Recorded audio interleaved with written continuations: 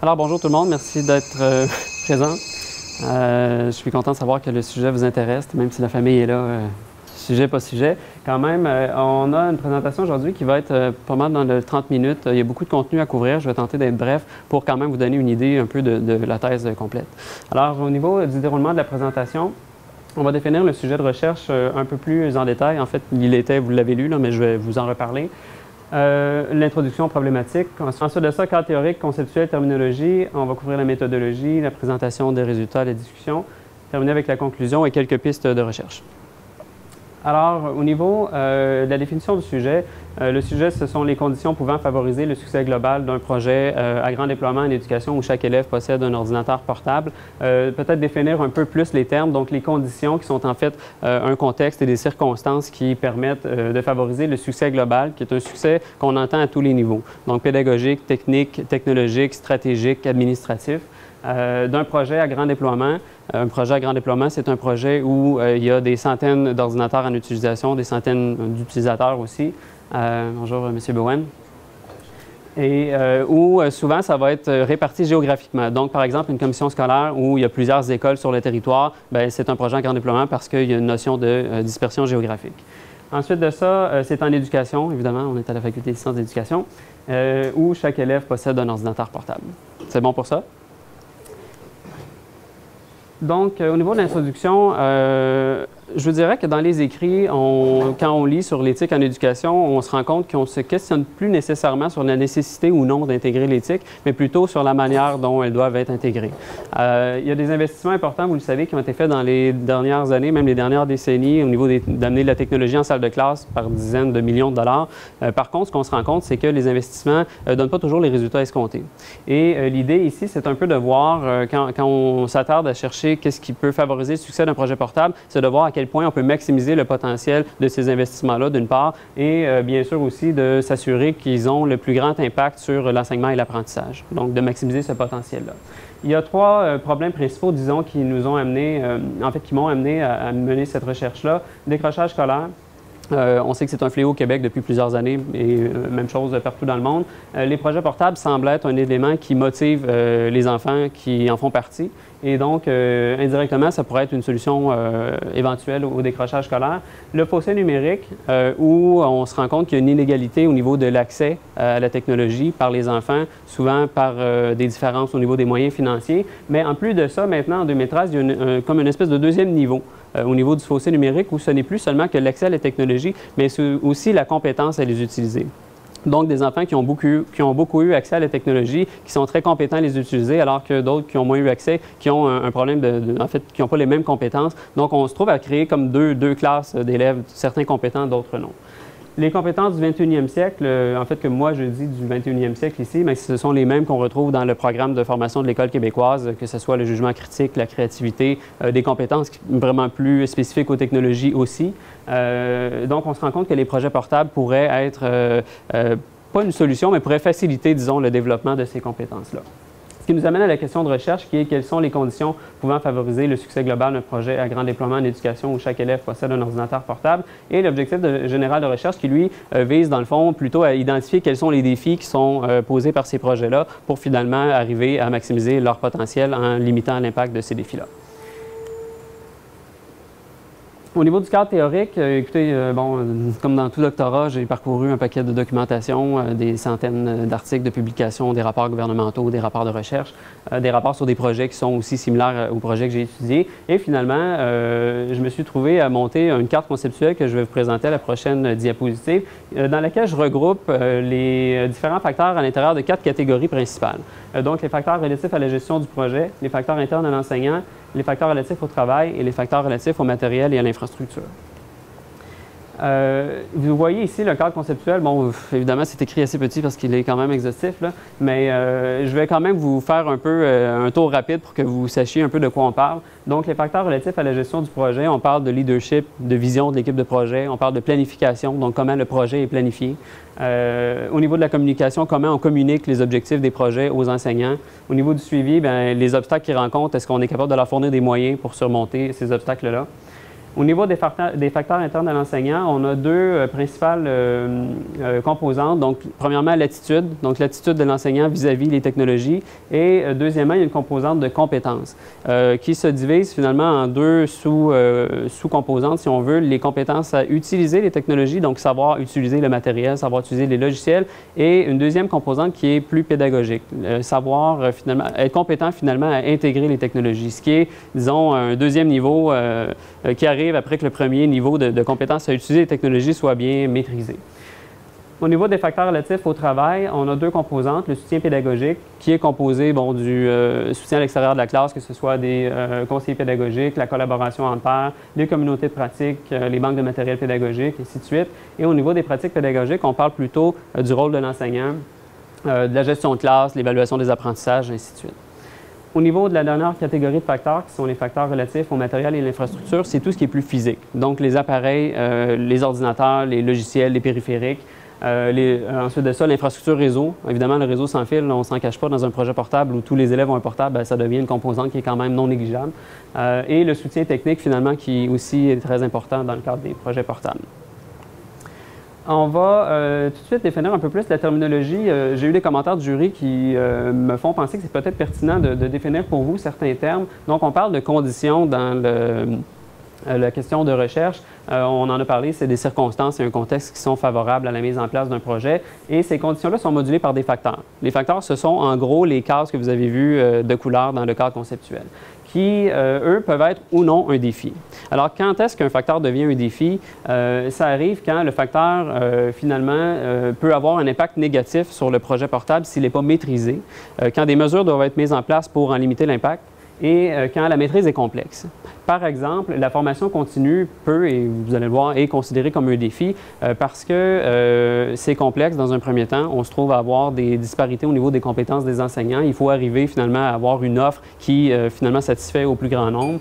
Ensuite de ça, dans le cas de projets à grand déploiement, bien, on se trouve avec plusieurs écoles qui sont géographiquement dispersées. Donc encore là, il faut être capable d'avoir une offre qui permet soit de rassembler les enseignants ou de se rendre jusqu'à tous les enseignants dans toutes les écoles. Alors ça représente un défi parce que c'est complexe et que ça pourrait être négatif dans le cas où il n'y aurait pas de formation continue. Allons maintenant à la méthodologie. On va parler rapidement du contexte de déroulement du projet, type de recherche, les participants, l'instrument de collecte de données qui a été utilisé et la méthode d'analyse de données. Donc, au niveau du contexte de déroulement du projet, c'est un projet qui a eu lieu à la commission scolaire Eastern Townships et c'est un projet qui a débuté en 2003. Donc, ça fait à peu près 10 ans maintenant que le projet a lieu. C'est un projet dans lequel tous les élèves de la 3e à la 11e année environ, ce sont des jeunes finalement de 8 à 17 ans à peu près, qui reçoivent un portable et environ 15 000 élèves qui ont passé à travers, disons, ce programme-là jusqu'à maintenant. C'est un projet qui est à grand déploiement parce qu'on compte à peu près 5 600 ordinateurs, donc la règle là, de plusieurs centaines d'ordinateurs est respectée. À grand déploiement parce que le territoire de la commission scolaire est grand, donc les écoles sont dispersées à travers le territoire. Donc, c'est un projet qu'on dit à grand déploiement. Au niveau du type de recherche, c'est une démarche inductive qui a été utilisée parce que, bon, je savais très bien qu'en faisant le cadre conceptuel, ce cadre-là n'était pas coulé dans le béton. Dans le sens que je m'attendais peut-être à voir apparaître certains défis au fil de l'analyse et je dirais même que c'était souhaitable. Et c'est ce qui est arrivé. Il y avait aussi une méthode mixte qui a été utilisée parce qu'on avait des résultats quantitatifs aussi bien que des résultats qualitatifs. Au niveau des participants, 309 participants, ce sont tous des enseignants. Ils étaient participants sur une base volontaire et le fait de choisir uniquement les enseignants, c'est qu'à un moment donné, il fallait se restreindre à un sujet de recherche et aussi le fait que les enseignants, finalement, je pense, ont une vision assez globale du projet. Ils ont une réalité à nous communiquer. Donc, c'était sur les enseignants que je me basais pour finalement voir quels sont les défis. Cette population-là, évidemment, présente des caractéristiques socio-démographiques variées. Évidemment, sur 309 personnes, ils ne sont pas tous des hommes, toutes des femmes, ils n'ont pas tous 24 ans. Donc, finalement, on a hommes-femmes, on a des gens de différents âges, de différentes expériences aussi. Il y en a qui sont dans le projet depuis un mois, d'autres depuis 6 ans. Il y en a qui enseignent depuis 20 ans, d'autres depuis 2 ans. Donc, ça permet quand même d'avoir une population assez variée pour tirer des conclusions qui sont intéressantes. Au niveau de l'instrument de collecte de données, c'est un questionnaire qui a été utilisé, un questionnaire qui était en ligne. Version anglaise seulement. Il y avait 2 versions. En fait, j'avais fait la version française et anglaise, mais dans ce cas-ci, c'est une commission scolaire qui est anglophone.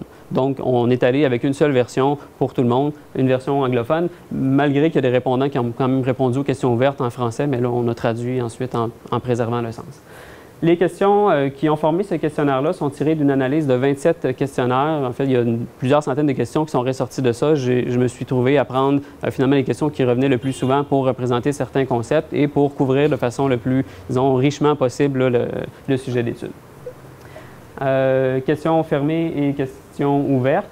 Et les questions ouvertes permettaient aux répondants soit de répondre textuellement dans une boîte de texte ou bien de s'enregistrer. Il y avait la possibilité d'utiliser le microphone et la caméra intégrée à son ordinateur pour nous faire parvenir une séquence multimédia qu'on recevait ensuite.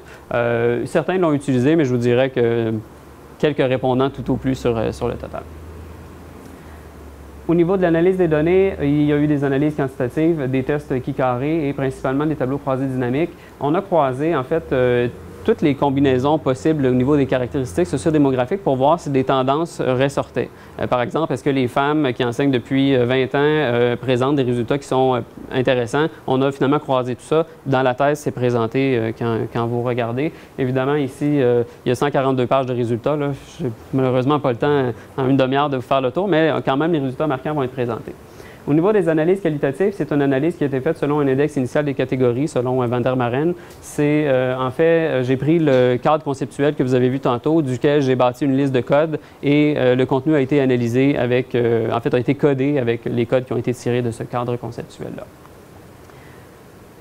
Au niveau de la présentation des résultats, on va maintenant voir en gros les caractéristiques de la population de répondants. On va présenter une vue d'ensemble des résultats de nature qualitative. Je vais vous parler des principaux résultats pour chacune des 4 catégories de facteurs. Les résultats exceptionnels, plutôt que de les mettre à part, j'ai choisi de les intégrer. Seule chose, c'est que lorsque vous allez voir des résultats qui sont présentés en orange, ça veut dire que c'est un résultat que je considère étant soit hors norme ou exceptionnel. Et finalement, on va parler des nouveaux défis, puis une brève synthèse des résultats. Donc, premièrement, au niveau des caractéristiques sociodémographiques des répondants, selon le sexe, on avait 21% d'hommes, 79% de femmes. Vous savez qu'on est en éducation, donc c'est un pourcentage qui tient la route. Ensuite de ça, au niveau de l'âge, on remarque que 51% des répondants avaient 40 ans ou plus et 32% étaient âgés de 30 à 39 ans. Donc, c'est une population qui est, disons, d'une âge moyenne. Au niveau de la répartition des répondants par ordre d'enseignement, 57% étaient au primaire, donc plus que la moitié finalement, et 32% étaient au secondaire. Quelques répondants à l'éducation des adultes et au préscolaire. Au niveau des répondants par nombre d'années de participation au projet, je trouvais intéressant de valider ça parce qu'on se rend compte que 57% qui sont dans le projet depuis 6 ans ou plus. Évidemment, vous comprendrez que les défis qu'un enseignant rencontre lors de la première année du projet et quand ça fait plus de 6 ans ne sont pas du tout les mêmes. Donc, il faut garder ça en tête pour interpréter les résultats un peu plus tard. Au niveau des résultats de nature qualitative, je trouvais intéressant de vous présenter ce graphique-là parce qu'il y avait 2 questions ouvertes qui ont été analysées de façon qualitative. Vous voyez la barre en bleu et la barre en vert. Ce sont en fait les résultats pour chacune des 2 questions. La barre en jaune vous montre le total des 2 autres barres finalement. Et on voit sur cette figure-là finalement que ce sont réellement les facteurs relatifs au travail et les facteurs relatifs au matériel et à l'infrastructure qui sont ressortis comme étant les plus populaires. Ce sont finalement les concepts qui ont été le plus abordés dans le cadre des questions ouvertes. Au niveau des principaux résultats pour la première catégorie de facteurs, donc les facteurs relatifs à la gestion du projet, on a premièrement demandé aux enseignants, au niveau de la planification, s'ils considéraient que le projet avait été bien planifié. Si la mise en place du projet avait été bien planifiée dans leur école, 78% nous manifestent une forme d'accord. Quand je dis forme d'accord, pour les prochaines diapositives aussi, j'inclus là-dedans entièrement d'accord, d'accord et plutôt d'accord. Donc, ça donne quand même, au niveau de l'accord, s'ils ne sont pas là-dedans, c'est parce qu'ils sont soit en désaccord ou plutôt en désaccord. Les insatisfaits sont principalement à l'ordre secondaire, puis pour être plus précis, la moitié des répondants de l'ordre secondaire sont insatisfaits. Donc, peut-être qu'il y a quelque chose qui se passe au niveau de la planification au primaire ou au secondaire qui est différente, mais il y aurait peut-être lieu de pousser ça un peu plus pour comprendre.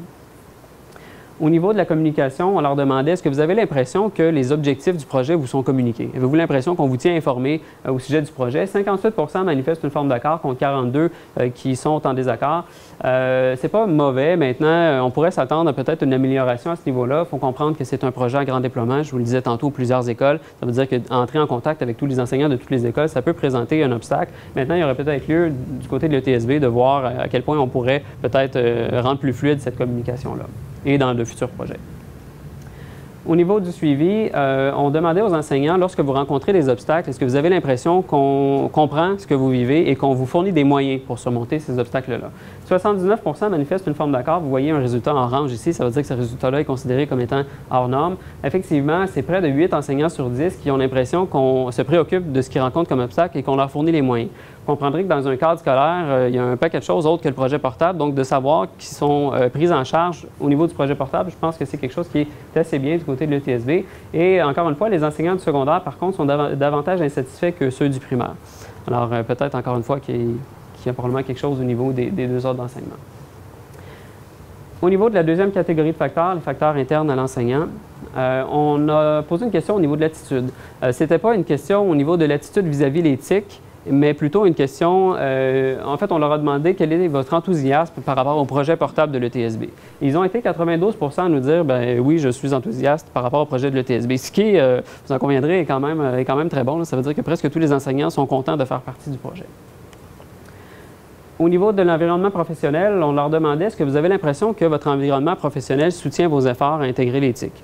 90 nous disent que oui. Encore une fois, c'est exceptionnel par rapport à ce qu'on retrouve dans les écrits. Ça ne semble pas facile d'atteindre ce niveau-là. Maintenant, le TSB, ils l'ont fait. Il faut dire que depuis 10 ans, ils ont probablement mis des choses en place qui facilitent cette satisfaction-là. Mais c'est très bien. Puis ça cadre un peu avec les résultats précédents que je vous montrais tantôt là, au niveau du suivi.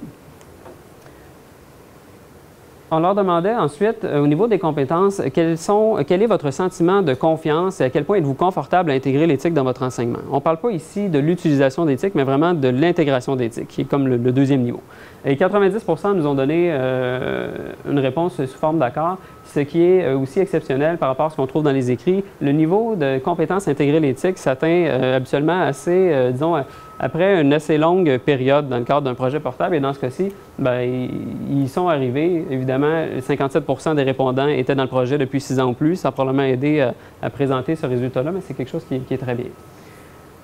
Au niveau des facteurs relatifs au travail, on leur demandait à quelle fréquence est-ce que vous collaborez avec d'autres enseignants pour des projets qui intègrent l'éthique. 37 nous ont répondu jamais.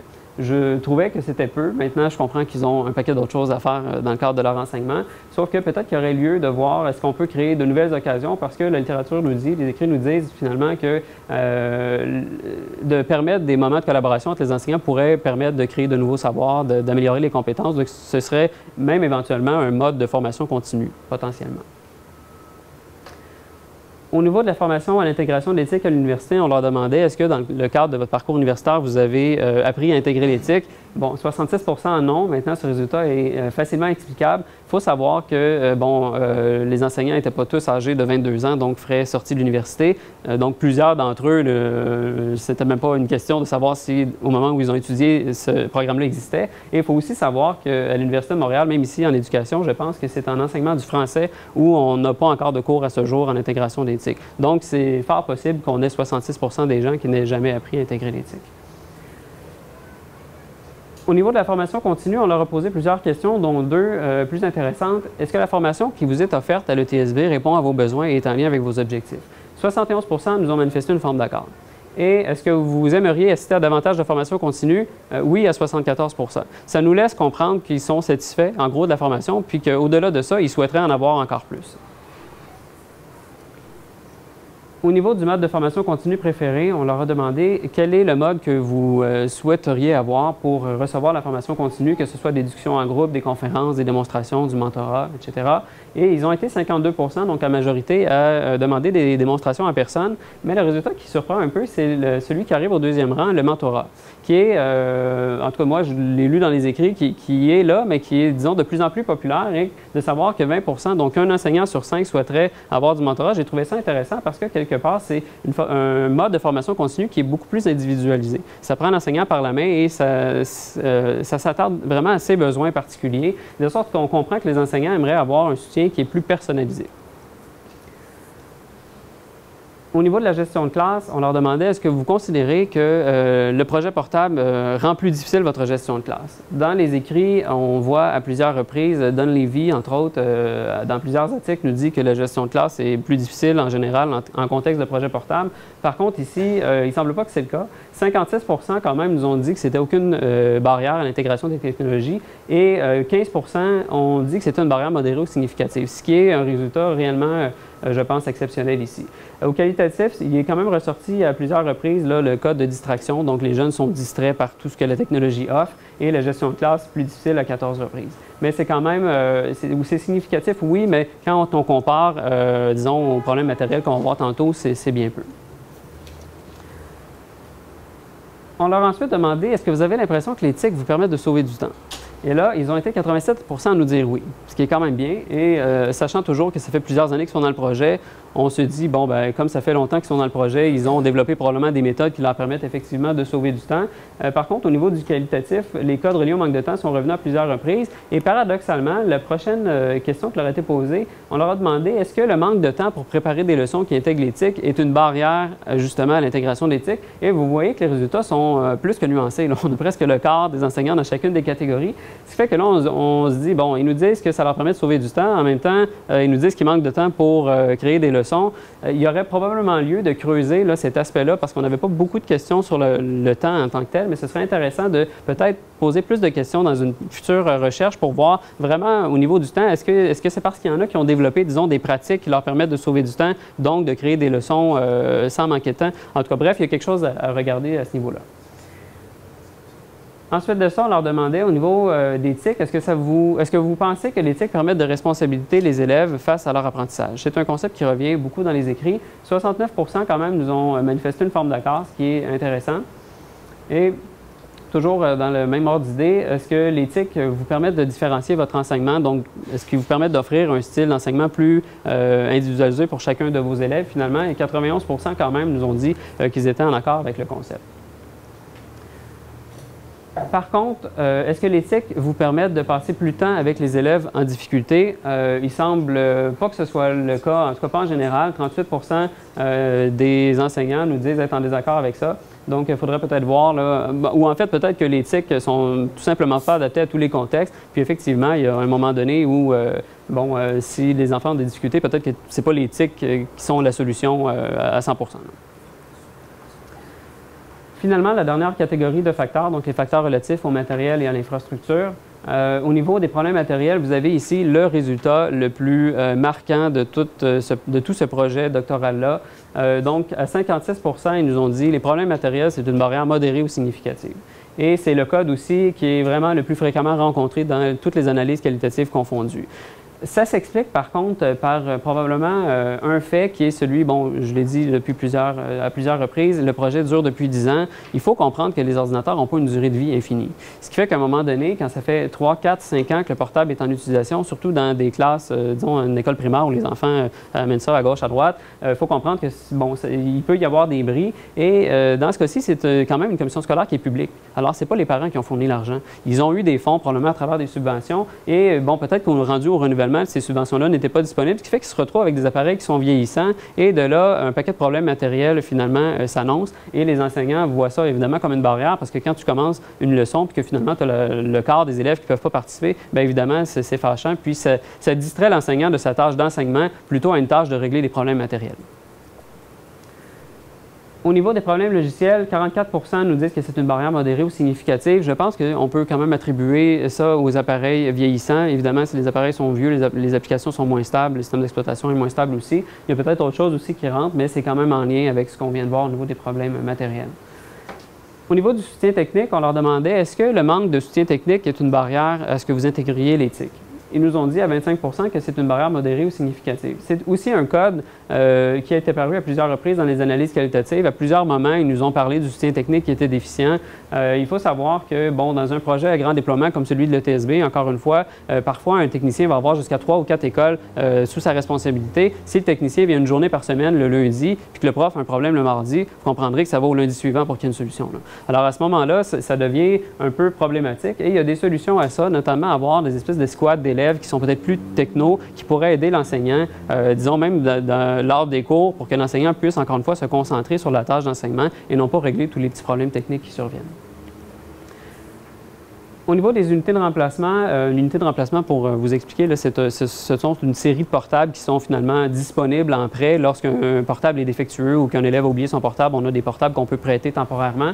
On leur demandait est-ce que le fait qu'il en manque pourrait être une barrière pour vous. Et à 55 % quand même, ils nous ont dit oui, c'est une barrière modérée ou significative. Évidemment, encore là, il y a un aspect financier. Est-ce que la commission scolaire a les moyens d'avoir finalement plusieurs ordinateurs qui reposent sur des tables dans toutes les écoles? Je ne pense pas. Maintenant, ça pourrait peut-être expliquer ce fait-là, mais c'est quand même quelque chose qui est à garder en tête dans des projets futurs. Voilà qui termine la présentation des résultats pour les catégories de facteurs. Maintenant, au niveau des défis qui ont été découverts, je vous disais tantôt que la démarche était inductive, donc on s'attendait à ce que de nouveaux défis puissent apparaître lors des analyses. Je dirais qu'il y en a 3 principaux qu'on a vu apparaître. Premièrement, l'intégration d'éthique dans le curriculum. J'ai lu à plusieurs reprises dans les réponses, surtout les réponses ouvertes, où les enseignants disaient, bien, écoute, moi je suis un enseignant d'éducation physique, puis en éducation physique, ça ne s'intègre pas l'éthique. Ou en art, ça ne s'intègre pas avec la gouache puis la peinture, là, ça ne marche pas. La réalité, c'est que, bon, ils ont raison peut-être jusqu'à un certain point, mais j'étais dans une présentation il y a un mois ou deux d'un enseignant justement d'éducation physique qui nous expliquait comment la technologie avait révolutionné complètement son cours d'éducation physique pour permettre, exemple, aux élèves de comprendre des mouvements plus faciles en les voyant sur vidéo. Donc, il faut parfois être créatif pour trouver des moyens d'intégrer l'éthique. Toutefois, ça ne veut pas dire non plus que l'éthique doit être intégrée partout, à toutes les sauces, à tout moment. Il y a des moments où ça s'y prête, puis effectivement des moments où ça s'y prête moins. Deuxième défi, ce sont les défis inhérents à la clientèle. On remarque que les élèves présentent des disparités au niveau du niveau de compétences. Ça veut dire que les élèves n'ont pas tous les mêmes compétences et ils ne sont pas tous aussi rapides à travailler. Ce qui fait que dans le cadre d'un projet, ça peut devenir un défi alors que l'enseignant donne un temps déterminé, puis il y en a qui finissent au milieu de ce temps-là, alors qu'il y en a qui auraient besoin de 3 fois cette période-là pour terminer le projet. Alors, il faut tenir compte de ça. Et la responsabilité des élèves qui, elle, fait plutôt référence au fait que l'élève doit apporter son ordinateur à l'école, si l'ordinateur est autorisé à sortir à la maison, doit recharger la pile, doit sauvegarder ses documents. Donc, ce sont toutes des compétences qu'il faut inculquer à l'élève pour qu'il soit finalement efficace à l'utilisation de son ordinateur. Finalement, dernier défi, ce sont les locaux et l'espace physique. Bon, il y a quelques enseignants qui nous ont dit « ma classe n'est pas adaptée à l'utilisation des technologies, que ce soit par la géométrie ou la taille. Évidemment, on ne va pas déconstruire et reconstruire toutes les écoles du Québec. Par contre, dans le cas où on construirait une nouvelle école, où on ferait des rénovations, je pense que ce point-là est intéressant à être ajouté au cadre conceptuel pour qu'on puisse tout simplement y penser. Voilà pour les nouveaux défis. Au niveau de la synthèse de résultats, je vous dirais que les principaux défis qui ont été rencontrés dans ce projet-là, quand on regarde ça à plus haut niveau, ce sont réellement les problèmes matériels, la gestion du temps, la formation continue, la gestion de classe, le soutien technique et la communication. Plusieurs de ces défis-là, vous le voyez, sont relatifs ou sont particuliers peut-être à des projets à grand déploiement ou sont accentués dans le cas des projets à grand déploiement. Donc, ce sont des facteurs pour lesquels il y a des mesures qui doivent être mises en place, pour lesquels la gestion n'est pas nécessairement simple ou triviale et pour lesquels, finalement, l'impact pourrait être négatif si on ne s'en préoccupe pas.